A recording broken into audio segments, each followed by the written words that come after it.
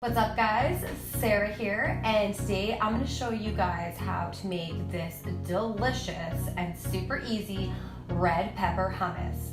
It's raw, it's vegan, it's ready in 10. I'm not really sure if it gets much better than that.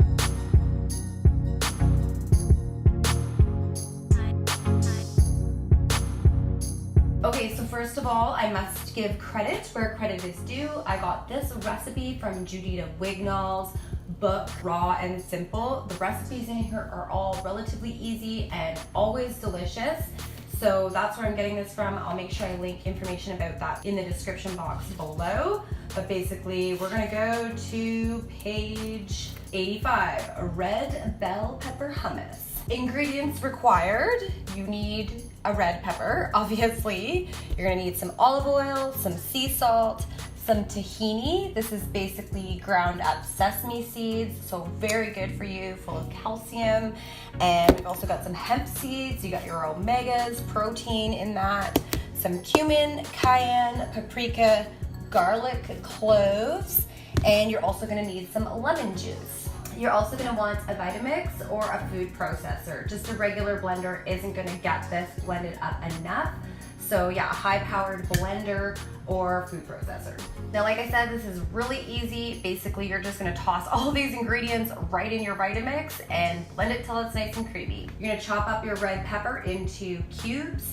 It does say 1 cup of red pepper in the recipe. I usually just use 1 whole red pepper. Half a cup of raw tahini. The raw part, obviously, if you're wanting it to be a raw vegan recipe. If you're not too worried about it being raw, then you can just buy regular tahini.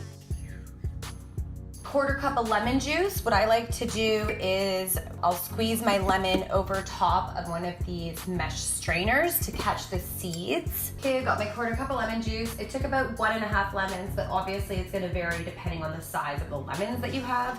And I'm not actually gonna pour the whole 1/4 cup in because it might be too runny or too thick. Maybe I need more or less lemon juice just to get it to the consistency that I want.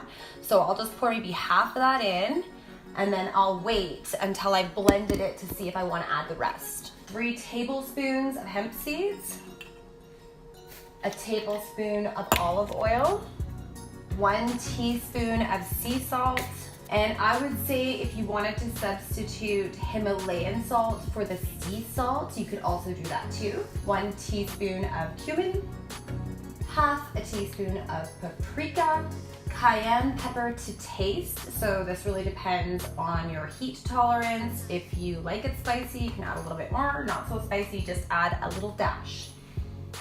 And 3 cloves of garlic. Yes, this definitely has some kick to it and it is delicious.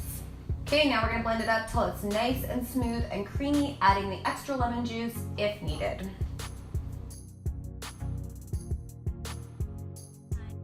Okay, so I've got this all blended up. I did let it just run and blend until it's basically all creamy and smooth. There's no chunks or anything left in it. I didn't actually end up using the rest of the lemon juice. I think the difference is sometimes you'll get a bigger pepper or a smaller pepper, so you need more or less liquid to get it to the consistency that you like.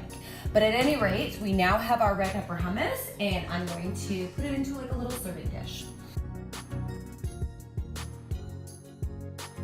All right, there we go. We've got our red bell pepper hummus all ready to rock. We would serve that with some freshly chopped veggies and or some flaxseed crackers for a nice tasty little snack. Thanks for joining me, guys. I hope you have a really fantastic day. Hit that subscribe button and please do check out Judita's book. She has a few of them available and they're all really awesome.